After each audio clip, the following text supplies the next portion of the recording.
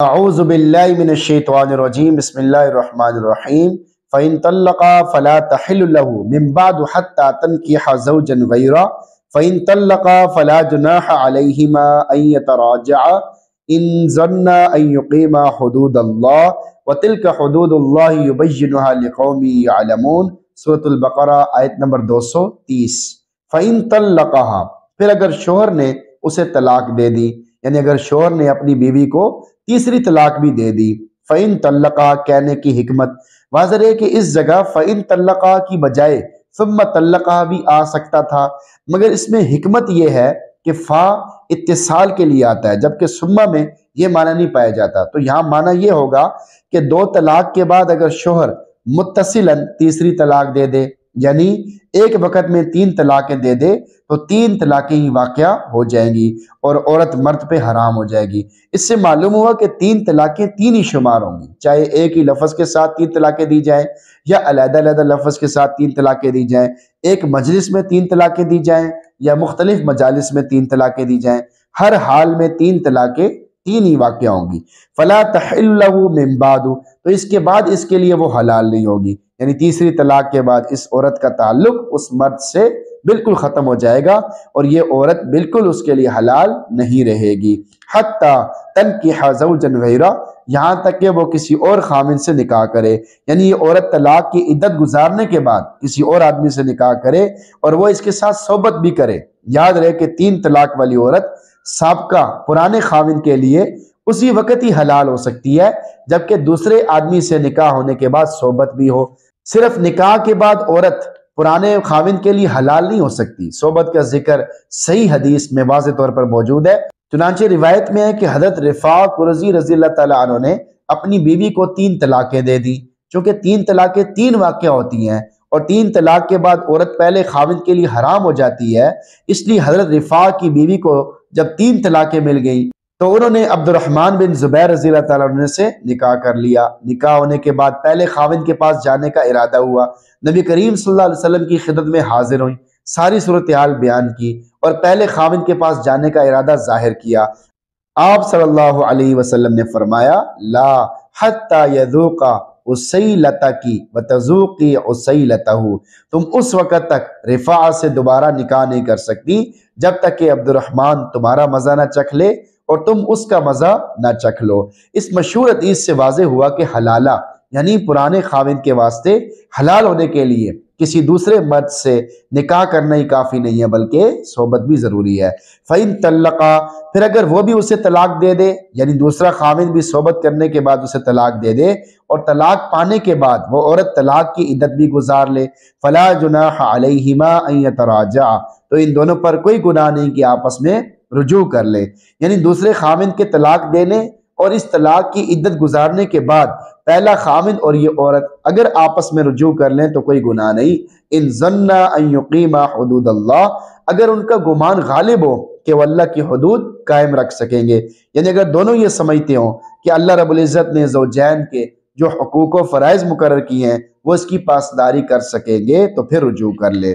ٹھنڈے دل سے ذرا غور فرمائیں، واضح ہے کہ اس آیت کریمہ اور حدیث میں 3 طلاق دینے کے بعد عورت کے پہلے خاوند کے لیے حلال ہونے کا جو طریقہ بتایا گیا اس کو حلالہ کہتے ہیں، یعنی عورت کا نکاح ثانی کے مراحل ہم بستری وغیرہ سے گزر کر پہلے خاوند کے لیے حلال ہو جانے کو حلالہ کہتے ہیں۔ 3 طلاق کے بعد حلالہ شرع کے بغیر عورت کبھی بھی اپنے پہلے خاوند کے لیے حلال نہیں ہو سکتی۔ بعض لوگ جب حلالے کا نام سنتے ہیں تو ان کا نفس بدکتا ہے، وہ الٹی سیدھی باتیں کرنا شروع کر دیتے ہیں، کرے کوئی اور بھرے کوئی اور۔ ان لوگوں کو ذرا ٹھنڈے دل سے سوچنا چاہیے کہ وہ اعتراض کر کے کسی جماعت کے مسلک کو رد کر رہے ہیں یا ڈائریکٹ قرآن و سنت کے حکم پر اعتراض کر رہے ہیں۔ یہ حلالہ میاں بیوی کو سبق سکھانے کے لیے مناسب سزا بھی ہے تاکہ وہ اپنے مزاج کو درست کرے اور لڑائی جھگڑے سے باز آ جائے۔ مناسب معلوم ہوتا ہے کہ ہم حلالے کے بارے میں بھی کچھ تفصیل سے آپ کو بتائیں۔ حلالے کی اقسام، حلالے کی 2 قسمیں، حلالہ شرعی یعنی وہ حلالہ جو قرآن و حدیث کی تعلیمات کے موافق ہو، نمبر 2 حلالہ غیر شرعی جو قرآن و حدیث کی تعلیمات کے خلاف ہو۔ شرعی حلالہ اس کی 2 صورتیں ہیں، 3 طلاقوں کی عدت گزارنے کے بعد عورت شرعی طریقے کے مطابق کسی اور آدمی کے ساتھ نکاح کرے اور دونوں کی نیت مستقل ازدواجی زندگی گزارنے کی ہو اور وہ شوہر اپنی اس بیوی سے صحبت بھی کر لے، اس کے بعد اس دوسرے خاوند نے اس عورت کو خود سے طلاق دے دی یا وہ فوت ہو گیا اور عورت نے عدت گزار لی تو حلالے کی شرط پوری ہو گئی اور یہ عورت پہلے خاوند کے لیے حلال ہو گئی۔ اب اگر یہ عورت اور اس کا پہلا شوہر آپس کی رضامندی سے دوبارہ نکاح کرنا چاہیں تو کر سکتے ہیں۔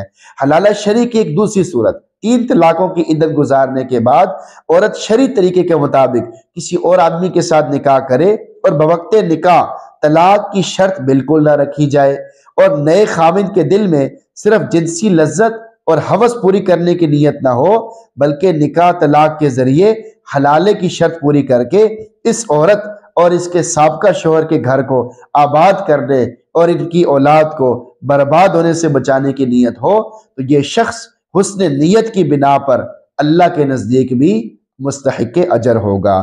حضرت مولانا مفتی رشید احمد رحمۃ اللہ علیہ لکھتے ہیں، اگر کسی کو میاں بیوی کی حالت پہ رحم آئے اور وہ ان پر احسان کی نیت سے نکاح کر لے اور صحبت کے بعد طلاق دے دے تو کوئی گناہ نہیں، بشرطے کہ اس کی نیت کا دوسرے کسی کو بھی بالکل بھی علم نہ ہو۔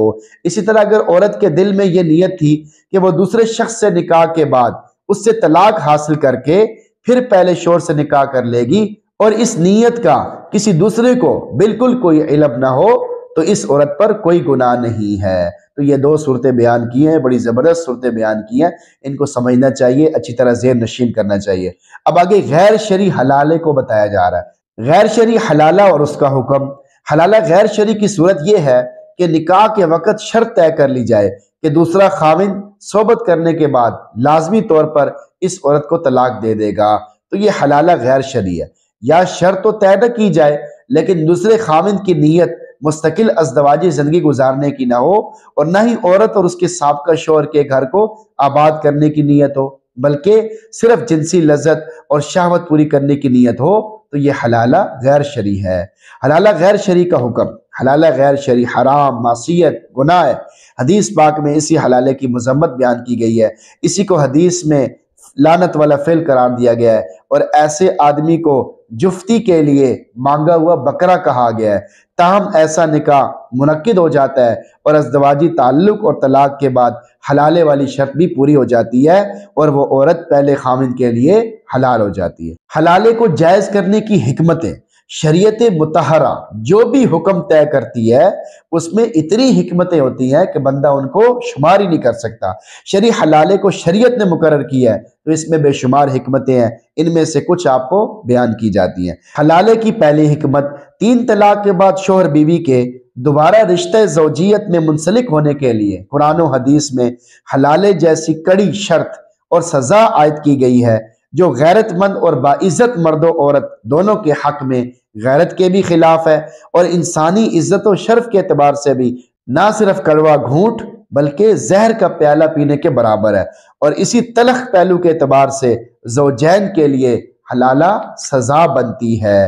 حلالے کی دوسری حکمت، قرآن و حدیث میں 3 طلاق دینے کی صورت میں اتنی سخت شرط و سزا اس لیے رکھی گئی ہے کہ جب شوہر بیوی کو اس شرط کا پتہ ہوگا تو دونوں 3 طلاق سے بچنے کی کوشش کریں گے۔ پس اس شرط لگانے سے شریعت کا مقصود انسانیت کی تذلیل نہیں بلکہ حلالے جیسی کڑی شرط کے ذریعے زوجین کو 3 طلاقوں والی ذلت سے بچانا مقصود ہے۔ حلالے کی تیسری حکمت، پہلے خاوند کو بھی یہ سزا ملے گی کہ اس نے طلاق دے کر عورت کا دل دکھایا ہے، وہ حلالے کی سزا کو بھگتے تاکہ وہ آئندہ دل دکھانے کی حرکت سے باز رہے۔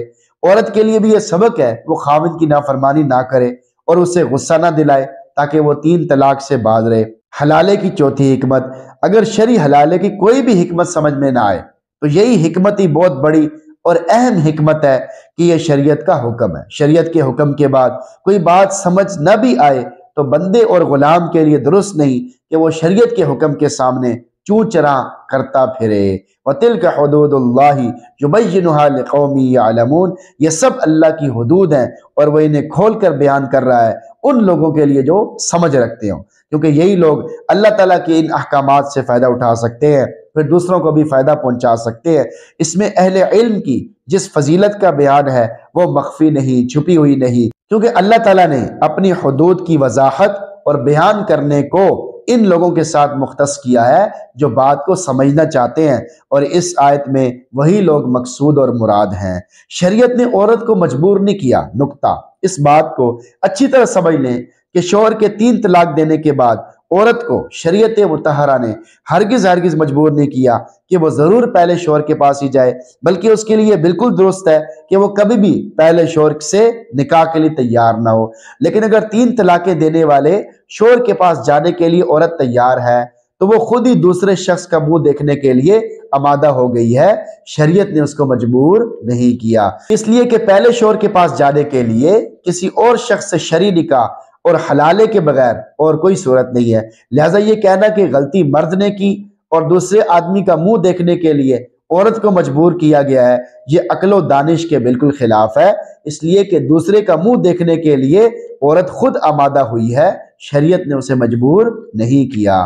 آیت کا میسج آپ کے نام، یہ زنا اور بدکاری ہے۔ اس آیت سے واضح ہوا اگر کوئی آدمی اپنی بیوی کو 3 طلاقیں دے دے، چاہے اکٹھی 3 طلاقیں دی ہو یا علیحدہ علیحدہ 3 طلاقیں دی ہوں، ایک مجلس میں 3 طلاقیں دی ہوں یا مختلف مجالس میں 3 طلاقیں دی ہوں، 3 طلاقیں 3 ہی واقع ہوتی ہیں۔ 3 طلاق کے بعد یہ عورت اس مرد پہ حرام ہو جائے گی۔ اب اس کے ساتھ میاں بیوی کی طرح رہنا ناجائز اور حرام ہے۔ ازدواجی تعلقات قائم کرنا زنا اور بدکاری ہے۔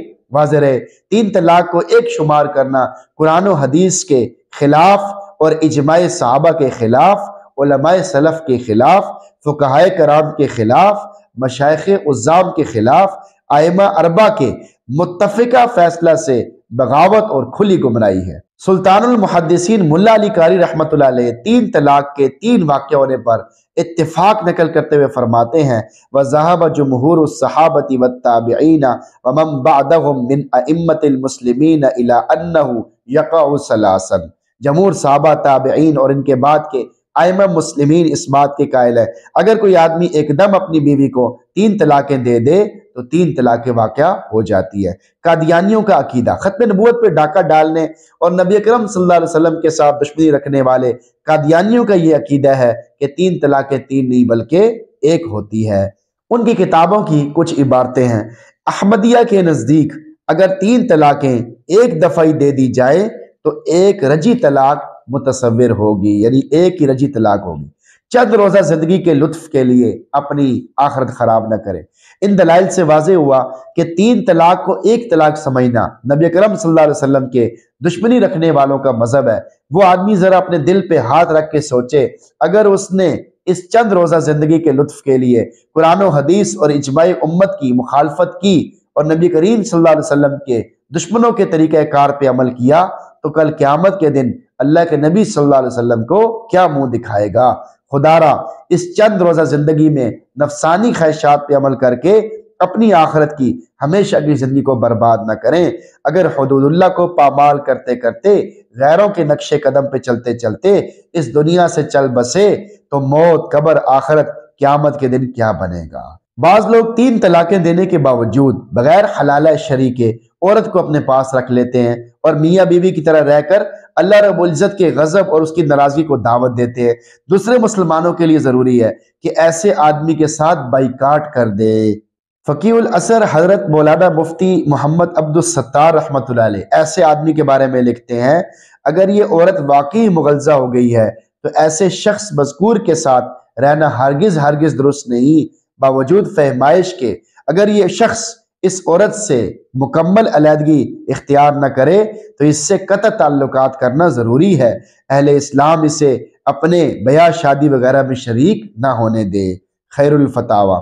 نمبر 2، فقیہ الامت حضرت مفتی محمود الحسن گنگوہی رحمۃ اللہ علیہ لکھتے ہیں جب تک شخص مذکور عورت مذکورہ سے قطع تعلق نہ کرے اس سے معاشرت و مجالست ترک کر دی جائے تاکہ وہ تنگ آ کر اپنی حالت شریعت کے مطابق بنا لے۔ فتاوی محمودیہ۔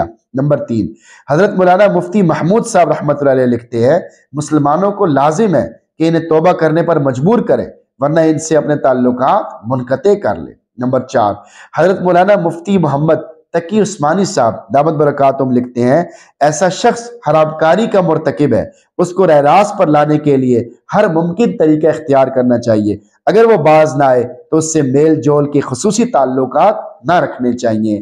بعض دوستوں کی غلط فہمی کا ازالہ۔ بعض لوگ کہتے ہیں کہ اکٹھی 3 طلاقیں دینا حرام ہے۔ جب اکٹھی 3 طلاقیں دینا حرام ہے تو پھر 3 طلاقیں کیسے واقع ہو جاتی ہیں؟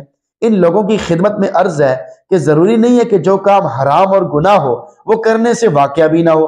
دیکھیں، قتل کرنا حرام ہے مگر قتل کرنے سے بندہ قتل ہو جاتا ہے۔ گالی دینا حرام ہے مگر گالی دینے سے بندے پر گناہ لازم ہو جاتا ہے۔ غیبت کرنا حرام ہے مگر غیبت کرنے سے غیبت ہو جاتی ہے۔ کلمہ کفر مسلمان کے لیے زبان سے نکالنا حرام ہے لیکن اگر نکالے گا تو کفر کا حکم اس پر لگ جائے گا، وغیرہ وغیرہ۔